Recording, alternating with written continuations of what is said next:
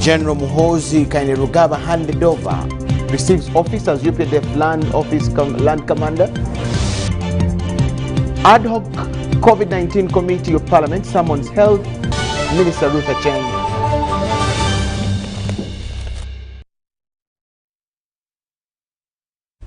UBC News Tonight. Thank you so much for watching. My name is Michael Jordan Lukomwa. I'm with Elizabeth Nakakoni, the lady for sign language interpretation.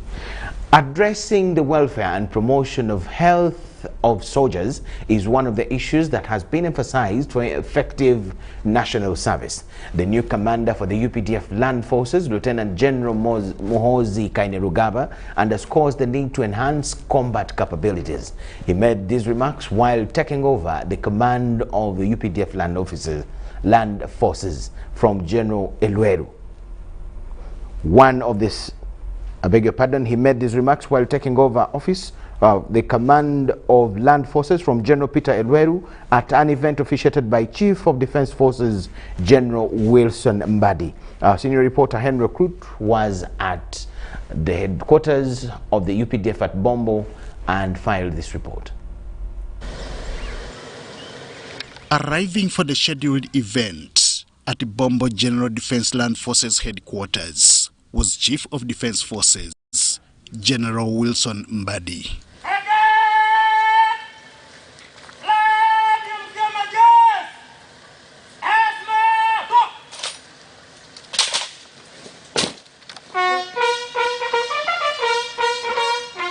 He was here to officiate at the handover of the newly appointed command for UPDF Land Forces.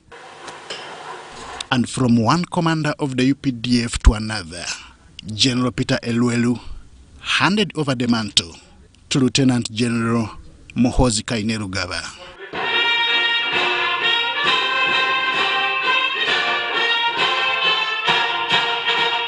The threats might have changed, but the goal of defending the independence and sovereignty of the motherland remains the same. This new team shall endeavor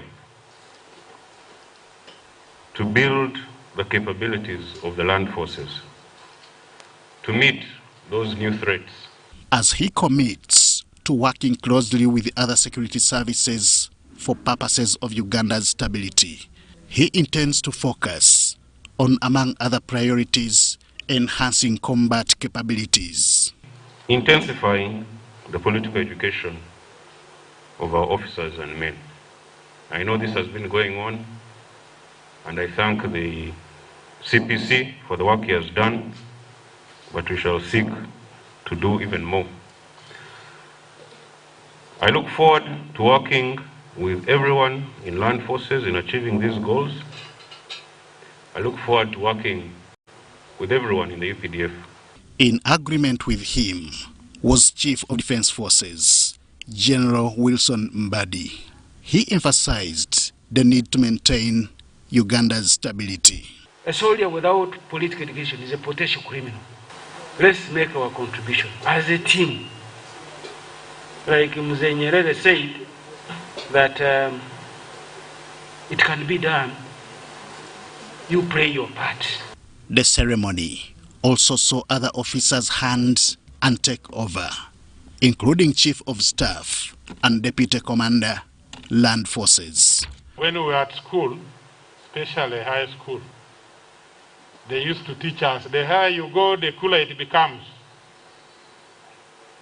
But again, in the military, the higher you go, the hotter it becomes. I'm not saying I'm withdrawing because of the heat. Instead, I'm happy and determined to face the heat. The change of command at the UPDF's Land Force headquarters in Bombo follows recent changes in the army made by the Commander-in-Chief of the Armed Forces. This saw General Wilson Mbadi elevated to CDF, Lieutenant General Peter Elweru to Deputy CDF, and Lieutenant General Muhoozi Kainerugaba as Commander Land Forces, among others. Henry Okurut, UBC. Outgoing State Minister for Water Ronald Chibule has handed over office to incoming predecessor Aisha Secindi. However, Chibule appealed to his successor to work towards enforcement and institutionalization of the environmental courts to deal with endless environmental challenges such as encroachment on wetlands and destruction. The incoming State Minister Aisha Secindi pledged to work towards the restoration of universal coverage of safe and clean water for all. The handover ceremony was conducted at the ministry's head offices in Luzira. Fight, because the needs are too many. We might not fulfill them at a go, but if we work together with a team, which you have here, for me, I'm confident that we shall deliver. My emphasis was on irrigation, so that people have permanent production during the dry season in order to have food security and also commercial activities in households. So my colleague, water for consumption is good, but water for production happens to be a stabilizing factor for families. Office, the report is detailed, where to start from, where to go, and our direction is to make water available for each household. That one should be a must. And also implement the manifesto of the President. The manifesto is a public promise. His Excellency Yoweri Museveni pledged water, at least for every household. Each village should have a water source. We have done about 80%, remaining 20%. So, Madam Aisha, Honorable, I believe in you. You will deliver 100% within this term as your Minister of State for Water. Enjoy the ministry. These people are good. Don't hesitate to consult. My address stays the same, and I'm still willing and a serving member of the NRM. The hard woman, unless if the performance is not going well, but I don't quarrel. We sit and discuss and forge a way forward. So I'm ready to work with you. I'm ready to consult you as a technical team. My wish is to see my appointing authority happy, and there is no way he can be happy without fulfilling and protecting the image and the work of this ministry.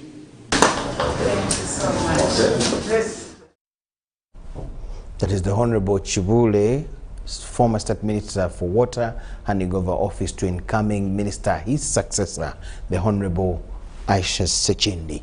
Moving on, police says they have arrested the actual assailants who attempted to assassinate General Edward Katumba Wamala, but unfortunately the targets were off but accurate for his daughter, Brenda Nantongo, who lost her life in the mix. According to the Deputy Inspector General of Police, Paul Lekech, the CCTV camera footage aided the arrest. One of the suspects was also killed when he fought back at police during the arrest. Jen Yiramujisha has the details to this. The Deputy Inspector General of Police, Major General Paul Lekech, says police investigators have been having sleepless nights and busy days since the failed assassination of General Katumba Wamala on 1st June. After analyzing the CCTV camera footage combined with other leads, police says they have finally arrested the executors of the failed assassination. Shooters on the 1st June of General Katumba and subsequently killing his loved daughter and the driver have been got. According to Lekech, the suspects arrested performed different roles during the assassination attempt, and Major General Lekech has linked the groups to the Allied Democratic Forces, ADF, a Ugandan rebel outfit based in the Eastern Democratic Republic of Congo. The one who shot, his nickname is Master, with his real names Hussein Wahabru Wama, was shot dead by police during the arrest. My team zeroed on Master. We got Master.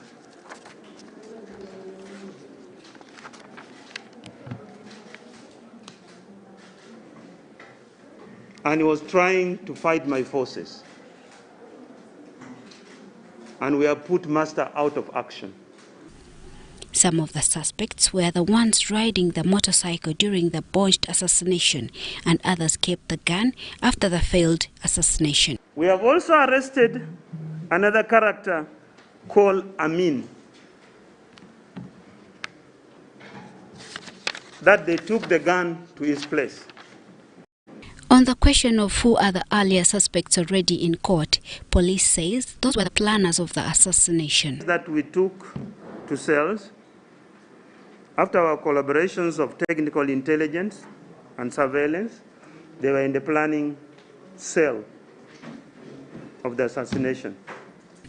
General Katumba Wamala was shot at on 1st June this year.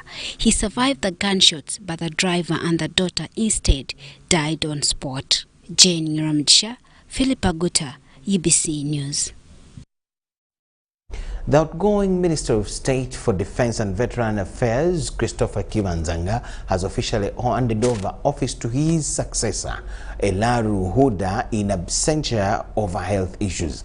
Kibanzanga handed over instruments to the new Minister of Defense and Veteran Affairs, the Honorable Vincent Wamlanga Chisempija, at Mbuya Military Barracks. Ivan Juko has it in detail. Around poverty alleviation. So as you go into the outgoing Minister of State for Defense and Veterans Affairs, Christopher Kibanzanga, joined the rest of the outgoing ministers to hand over office. However, in the absence of Huda, Kibanzanga handed over the office to Senior Cabinet Minister for Defense, Honorable Vincent Wamlanga Chisempija, who will hand over the office to Elaru Huda when she gets better. It was to promote leadership. Let's move with everybody. Yes, we are making mistakes. Others are not all that good. Also, I'm not all that perfect. But let's give time for people to learn. We move as a team. Here, commissioners and directors at the Defense Ministry bidded farewell to the outgoing minister, Christopher Kibanzanga. Minister, 1.5 years ago, we welcomed you to this directorate with a lot of fear, perhaps. I was marking you. You are marking us. What have you achieved? What haven't you achieved? And I went through the whole list. This is what I have to report. Areas where we have not performed in this paper was beyond you and issues of resources. But areas where we could and we had the means to, I didn't find anything that has remained pending. So let me assure you, you have gone without a date. With your predecessor, and we're excited about the opportunities that lie ahead with us because of the roots that you have planted.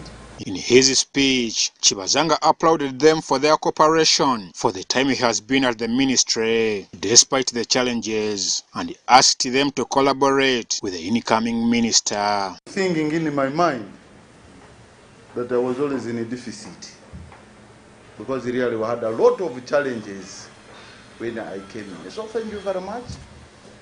Thank you very much for understanding me, and thank you very much for that understanding. And I can assure you we shall remain friends forever. Ivan Juko, UBC News. A 40-panel Parliamentary Oversight Committee on COVID-19 pandemic has summoned Ministry of Health officials led by Dr. Jane Ruth Acheng. Top on the agenda in tomorrow's interaction with the officials will include, among others, the fake COVID-19 vaccination to over 800 Ugandans around Kampala. The Parliamentary Oversight Committee on COVID-19, led by MP Abdu Katuntu, starts its work this week. The fake vaccination allegations to over 800 Ugandans have started their work, and the Minister for Health, Dr. Ruth Acheng, will be the first to be interrogated. Everything related or incidental to COVID, we shall interrogate it. In a situation like this, we have so many people of bad manners who like to take advantage of a bad situation, a crisis, to make money or to enrich themselves, both immorally and unlawfully. We also want to find out if a situation like that has arisen, what has government done to that particular health unit where counterfeit drugs were being injected to our people, because that turns to murder. It is a shame really to the country that we can have fake vaccination, that you have fake, that people are going around selling, people are going around the country vaccinating our people with the wrong vaccinations. But whereas it is a shame, it is not surprising. We have had ghost soldiers. The members of parliament have also urged President Yoweri Kaguta Museveni and other arms of government to investigate the racket behind this scam and be prosecuted before the courts of law. It's a call upon for the president, since one of the activities he took oath about to protect Ugandans and their property.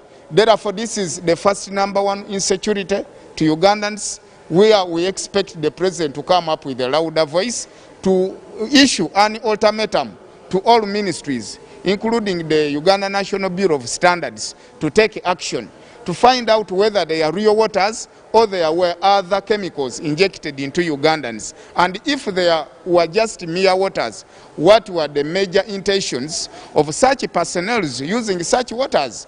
The members are now worried that this kind of habit will affect the progress of fighting COVID-19 in the country. Before we go to that, we think we need to investigate and find out the crux of the matter, how true it is. And if it is true, then we can exercise our power to hold people responsible.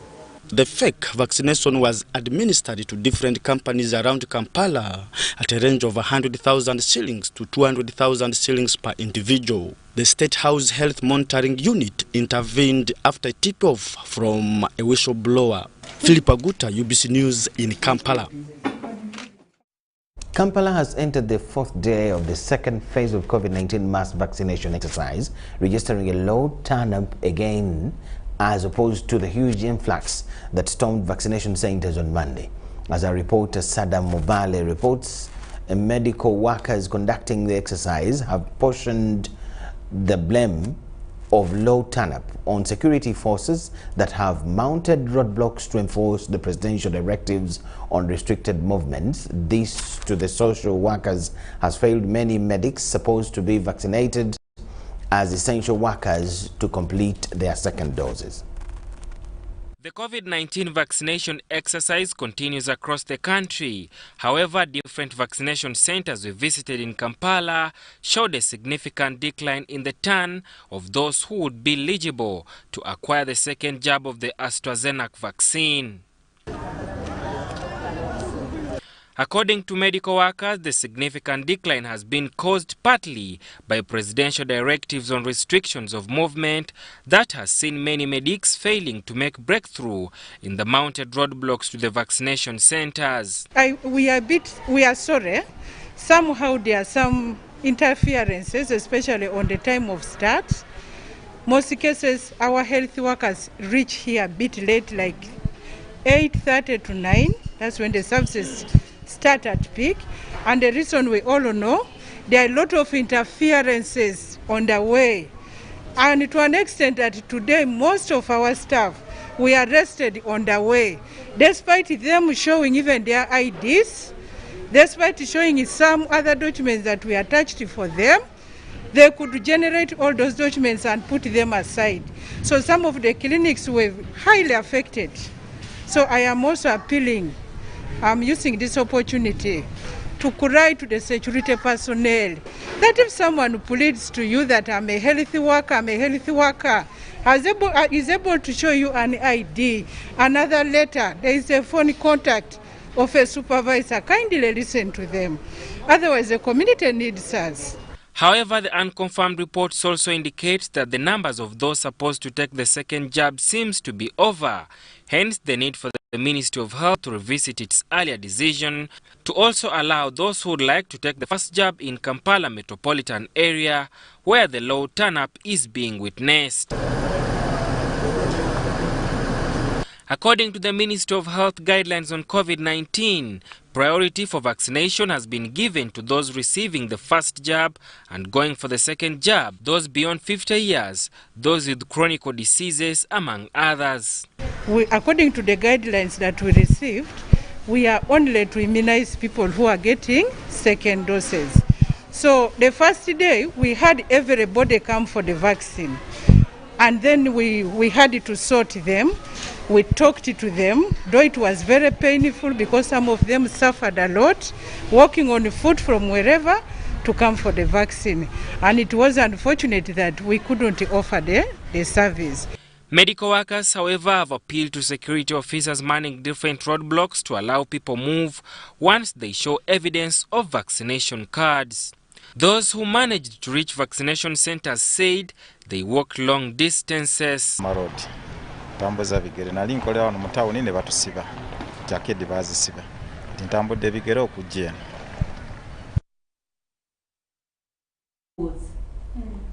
We thank you so much for watching. That is all we had for you for this first segment. Keep it UBC TV. After this short break, we'll return with more.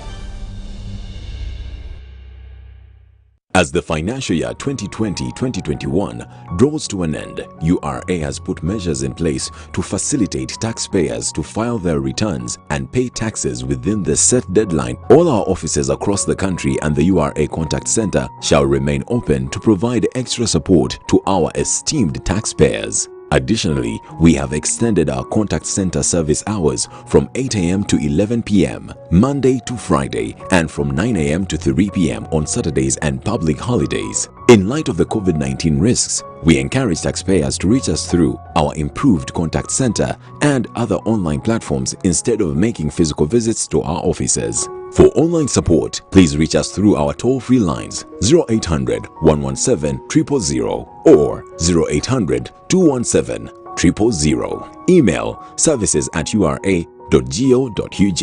Website ura.go.ug. Social media: Facebook, URA page, Twitter @URA Uganda. URA Customs Help Tool, help.ura.go.ug/login. URA appreciates all taxpayers who have duly fulfilled their obligations. Stay safe and let us all observe the standard operating procedures to prevent further spread of the COVID-19 virus. Stay safe as we develop Uganda together. Uganda Revenue Authority, developing Uganda together. Man, guess what happened yesterday? I entered the what? The taxi. But the pregnancy is from the what? The generator. Then my phone does toot, and the toothbrush breaks in the what? In the porridge. Then I call who? Wait, what? First wait, I am still telling you. Then the jerrycan does what? Love to talk? MTN My Paka Paka now has more minutes. Get My Paka Paka voice bundles to talk and talk at no extra charge. Dial *160*1# to activate My Paka Paka. Everywhere you go, MTN.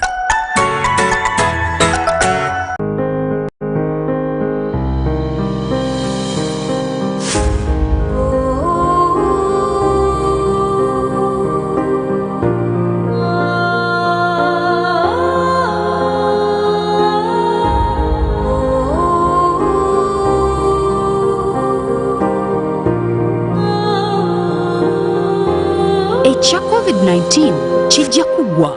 If we get vaccinated now, observe social distancing, wear a mask properly, sanitize or wash our hands with soap and water regularly. Together we can defeat this enemy.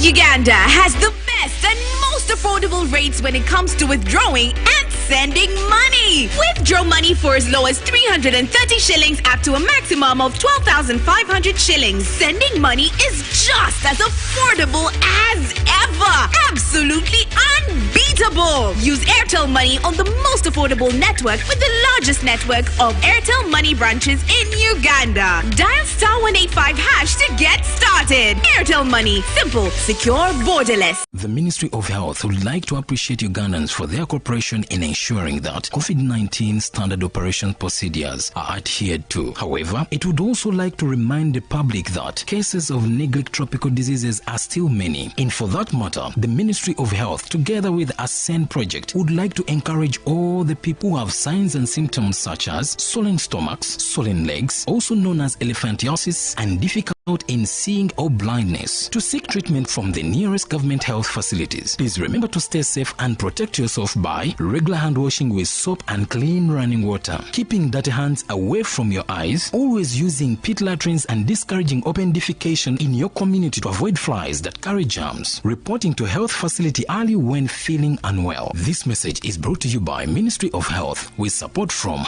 Ascend Project.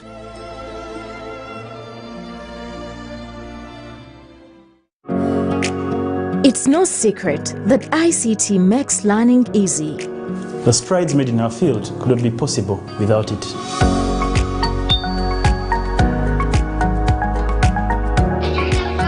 And now we can watch our favorite show. My radio is my best friend.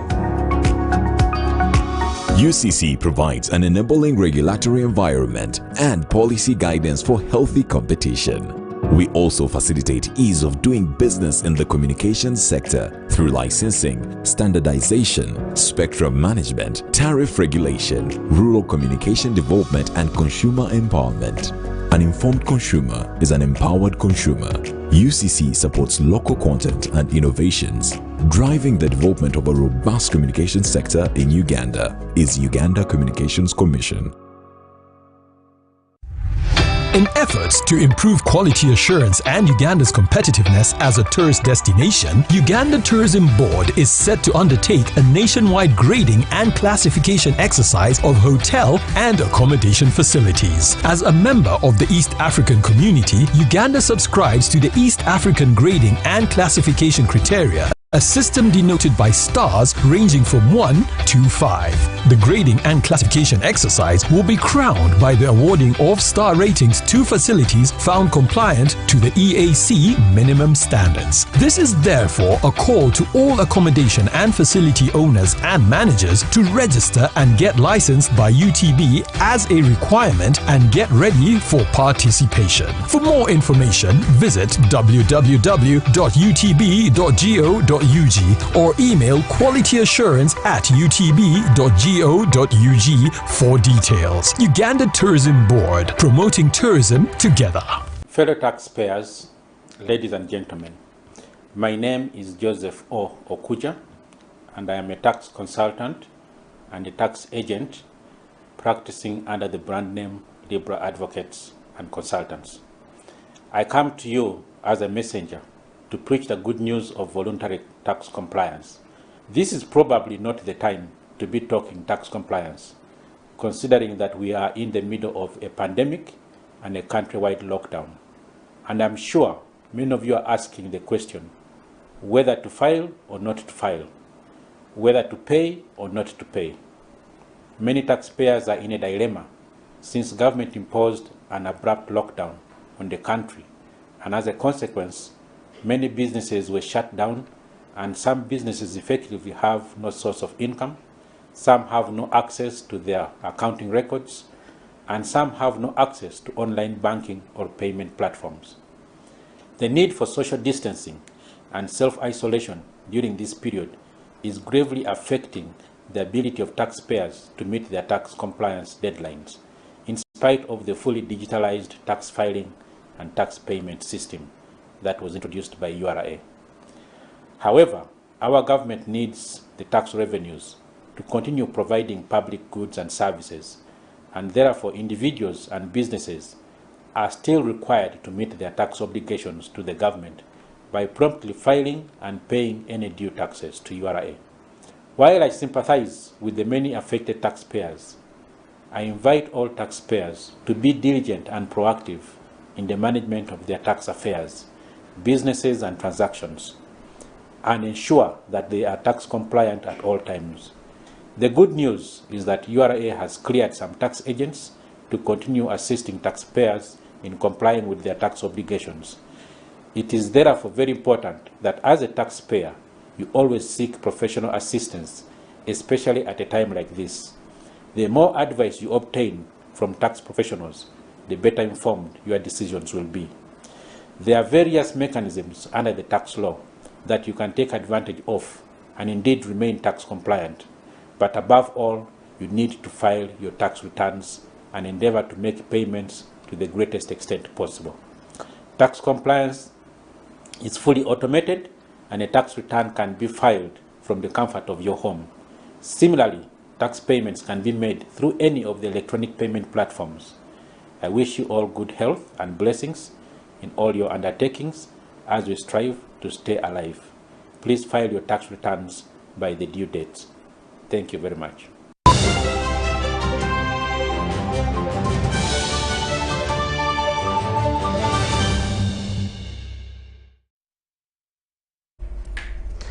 Yes, a very good evening. Once again, thank you so much for tuning in. These days we'll start giving you a brief interview about some pertinent issues that we really need to know about and get to understand more in this beautiful country of ours, Uganda.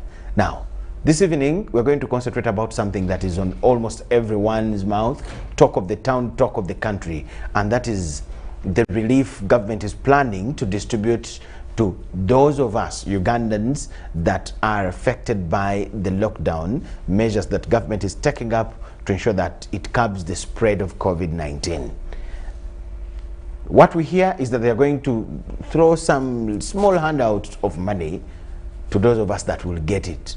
But who is going to get the money, how, where, that's what we're going to know this evening. Many people have given that money a name, Sentezana Banja, because we expect it to come from the Prime Minister's office. That's the name that the money has gotten on social media and every other areas in this country. We want to know more about this money. My guest to tell us more is State Minister for Culture, and that is the Honorable Peace Mutuzo, whom we welcome so much to the program. Honorable, you're welcome. Thank you, Jordan. Good evening, and we are so happy to have you. Good evening to you too. Congratulations on winning the elections, appointment, ministerial appointment, swearing in, and all that. Thank you. God is faithful. Amen. So, what is the plan with this relief? First, give us a picture before we go into asking you the details. Good evening, viewers. I'm happy to be here for the first time in this year. You're most welcome. And by God's grace, the President kept me in the corridors of leadership, especially a ministerial position which I had held before for 5 years. I'm grateful to God to serve this country once again. Okay. And the first assignment in this particular period has been about this cash bailout or relief to the most vulnerable persons. I'm sure the other time you didn't see the gender making a big contribution, because that time the relief was being distributed by the Ministry of Prime Minister under relief and disaster preparedness. Okay. But when it comes to cash bailout for the most vulnerable persons, the Ministry of Gender is the most suitable one. But this assignment is under the Prime Minister's supervision. And since it was the first assignment the Right Honorable Prime Minister Nabanja received, it was that's how the money became a trademark. It's a trademark, and I think a very good trademark. When you begin with the money, then you're really in business. That's how the money took her name, Sentezana Banja. Exactly. Okay. But it is government money, only that the Right Honorable Prime Minister Nabanja, Robina, is taking lead in dispensing this money. She's the overseer of the whole exercise. She's the overseer. And not only this money, She will oversee the issues around the COVID-19 pandemic come to an end. And I am happy so far with her works. We are in meetings almost every minute, burning candles. And in a few days, at least we have a plan. So the first cabinet that was held on Monday, 28th of June, decided to offer cash to the most vulnerable persons after the President's directive on the 18th of June, when he addressed the nation about the COVID pandemic and consequently a total lockdown which was placed. We, as cabinet, decided that we give at least 100,000 shillings to the earmarked most vulnerable persons whose works were grossly affected by the pandemic. We know that everybody really has been affected, but there are people who were working, surviving on hand-to-mouth work. They would not have been as vulnerable, and we can't count them as poor if their works were opened up again, if they were in business right now. But we are looking at now the most vulnerable. And who are these? We are looking at taxi drivers, the conductors, the bus drivers, baggage carriers, wheelbarrow pushers, totes, traffic guards, the loaders, the barmaids. How do they call the barmen? They are called barmen, or those who, the bartenders, okay? Yes. Waiters and waitresses, the bouncers. I hope you know the bouncers. Those who guard in they have named themselves bouncers, but they act as security people who use their bodies. Those who use their bodies, they are very sure of their bodies. Yes.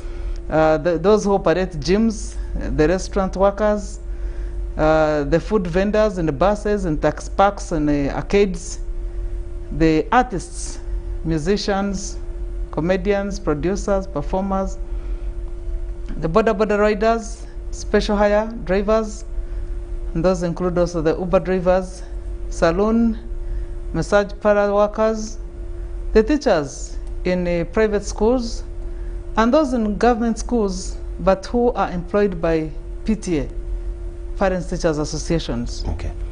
Car washers, slum dwellers, those who dwell in the ghetto, the street vendors, the shoe shiners and cobras, and we shall also look at certain special categories of the most vulnerable, like the street children. Okay, Honorable, in the interest of time, yes. So when are these people receiving that money? We are proposing the 6th, and we believe by then we shall have organized our lists. We have tested the tools, and this money will come directed to their accounts, to their phones, not in the bank account, but on phone. Okay. So we shall use mobile money services, and we shall use Post Bank to reach out for those who do not have mobile phones, and for those who do not have NIN numbers, because we are going to enter the data which captures the NIN number with a mobile phone, head of household, and should you be two in this household where perhaps the wife or the woman is operating a salon or a teacher, and the husband rides a border, we'll give one of you. Not both of them? No. But this is a family where two people are contributors. We are targeting 5,000, 1,700 and 1,107. Okay. What kind of tools have you used to gather this information to get to these people as you have clustered them? We have registered before. National Housing for Survey registers, NIRAS registers, but we have also used some of these institutions for paying out, like a Post Bank. We've been working with them as would give out money for the elderly persons. Yes. So we have certain tools against which we measure our works and performances. So we have a checklist. All those associations, and you know recently when we were constituting associations that were giving out money for circles, many groups came up together. And so we have a starting point. All these institutions that we're talking about formed groups. And in every sub-county, in every parish. But we're not about to give to every sub-county right now because of the constraints of resources. So we shall target the cities, Kampala Metropolitan, and the municipalities.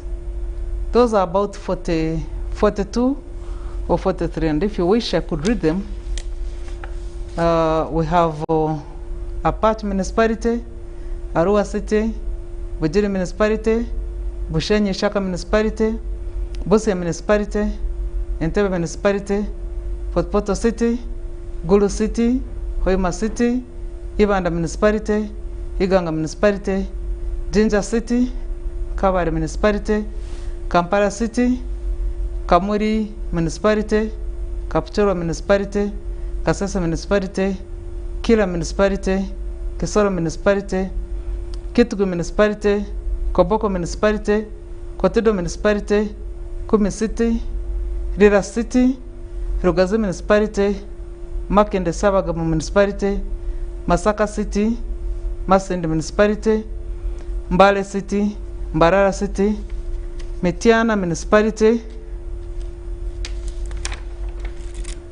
Moroto Municipality, Movenda Municipality, Mukono Municipality, Nansana Municipality, Nebi Municipality, Njeru Municipality, Ntunga Municipality, Rukunjiri Municipality, Shema Municipality, Soroti City, and Tororo Municipality. How many people in each of those particular areas, cities and municipalities, like each one, how many people do you expect each one of them to generate?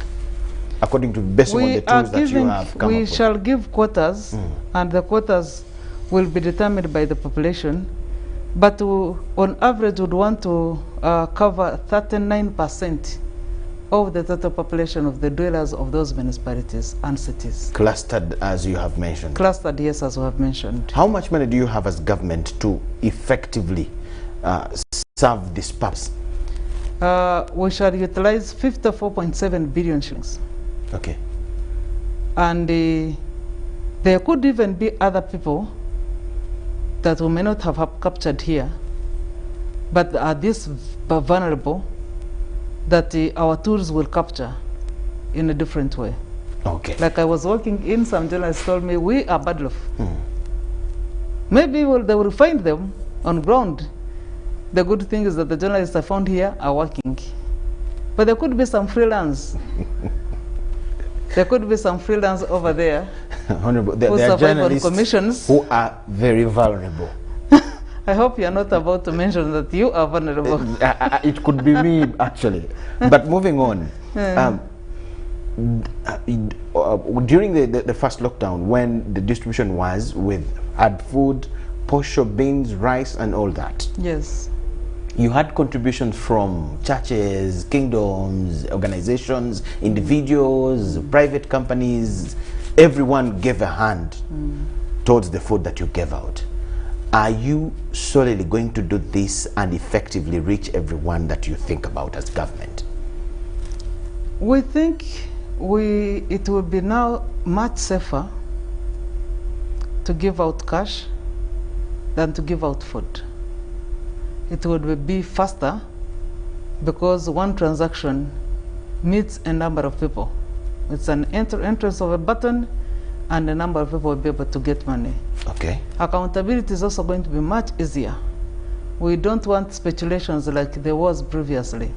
I'll call it speculations because many people have talked a lot of things, but actually, Honorable, you have brought that. I wanted to get to it later, but there are allegations, actually, even in the office of the Auditor General, that things were misallocated. A lot is not known where it went, food and whatever. How are you going to, how safe is money?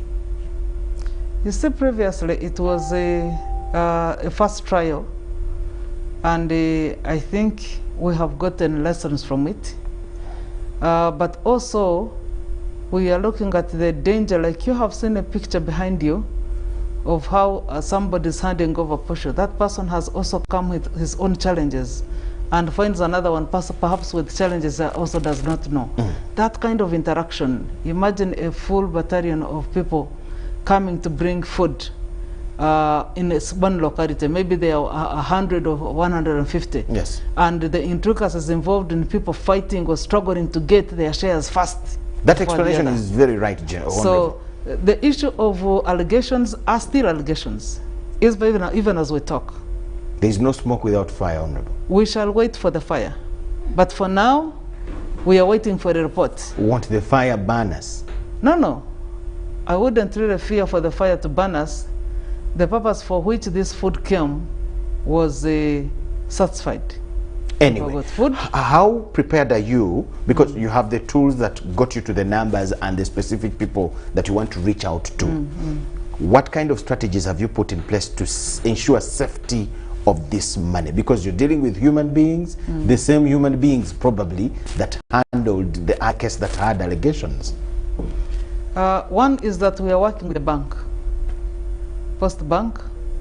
We are working with telecommunication companies, which are easy to run out a balance sheet. Okay. And you'll be able to get sure that every coin that was spent can be accounted for. Okay. So no one is touching money in cash, except the money which is meant for you to receive. How did you arrive at 100,000? We calculated. Because there are families that have 3 people, there are families that have 10 people in a house. How did you arrive at 100,000, and what explanation is there that this is really enough? On average, in urban settings, each household is about 4.7 persons. So we rounded up to the nearest, which became 5 people. So on each household, we are calculating and on an average of 5 people. And we think if we give you 20 kilograms worth of posho at 2,000 shillings, that would make 40,000 shillings. 10 kilograms of beans worth, each kilogram is about 2,500. That will make it 25,000. A bar of soap, at least there is this bar of soap, not Star, not White Star. There's this other one which is really affordable, at about 3,000. And I'm not saying strictly don't buy Star. You may, there are flexibilities. And we're talking about a cooking oil, like 3 liters, at about 4,000 shillings each, that's 4,000, and others. That makes it 100,000 shillings. This can be able to push a family of 5 people. For how long? For around 3 weeks. So is there a plan after 3 weeks? Well, we think by the 3 weeks, the 42 days of lockdown will be over. And if we maintain this strictness, I have observed, we would really have something better after the 42 days. Some message from the president, something better.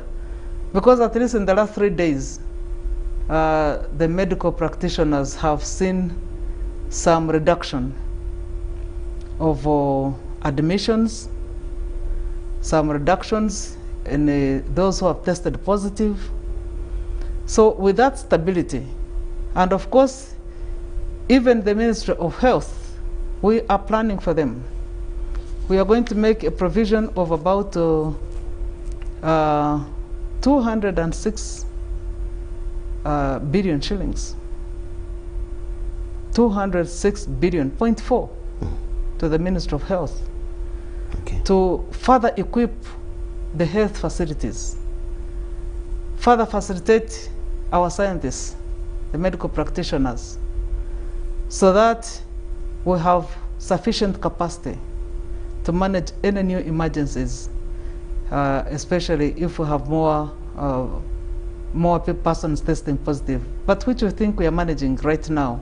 In the last 3 days, at least the reports are really doing well. So the package was generated with hope that with some time, 3 weeks, the cases will have gone down. 3-4 weeks, the cases would have gone down. Perhaps we might ease the lockdown if we perform so well.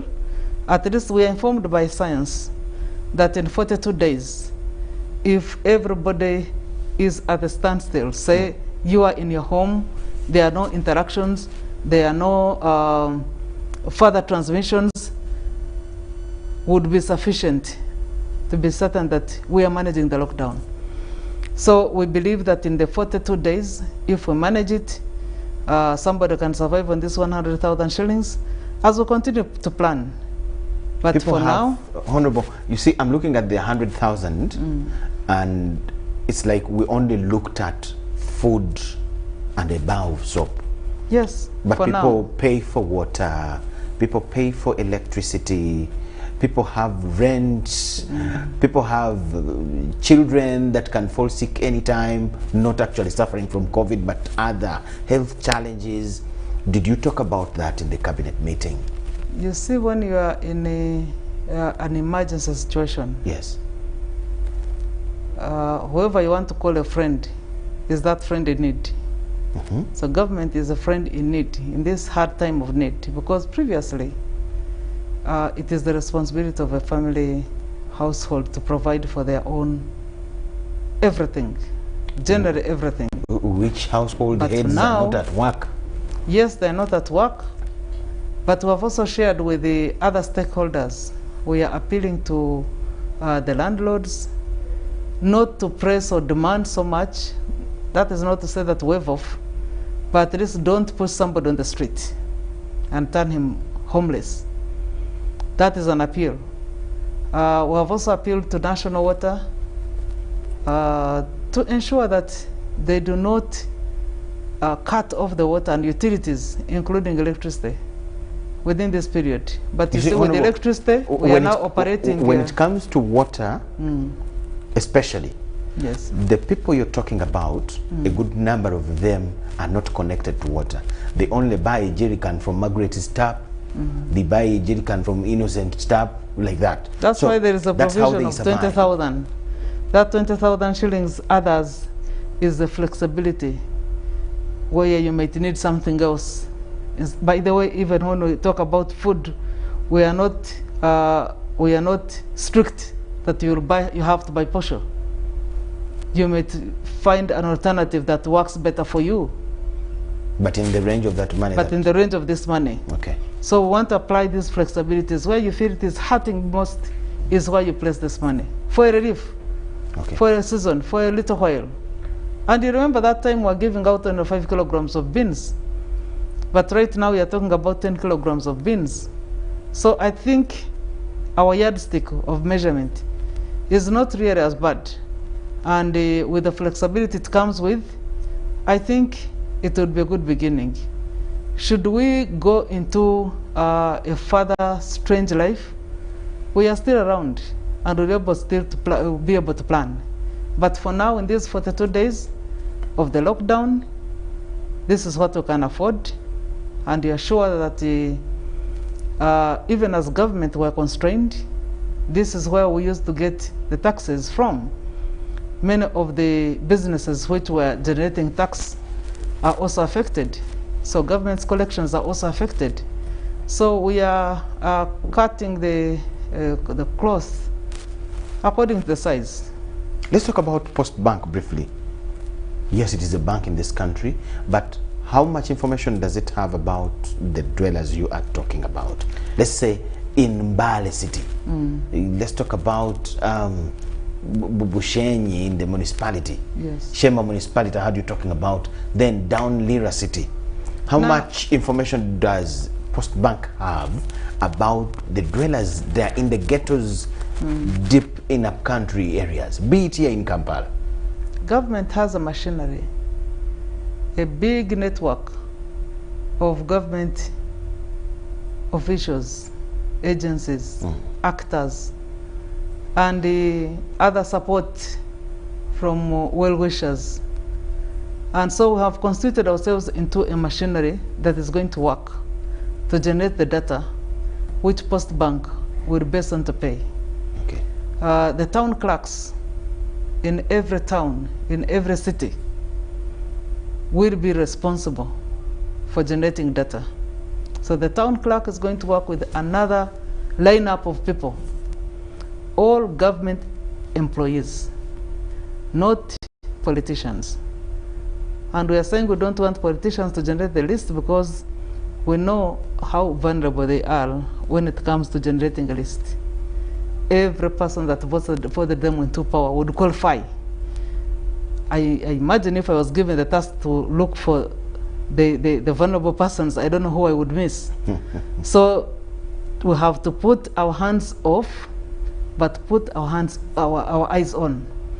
So the political people will verify the list. Today I saw your brothers and sisters Yes. in the shadow cabinet suggesting that we have big chunks of money being taken to other directions. Let us get all that money out of those directions and we at least give someone 300,000 or 400. What do you think, Honorable?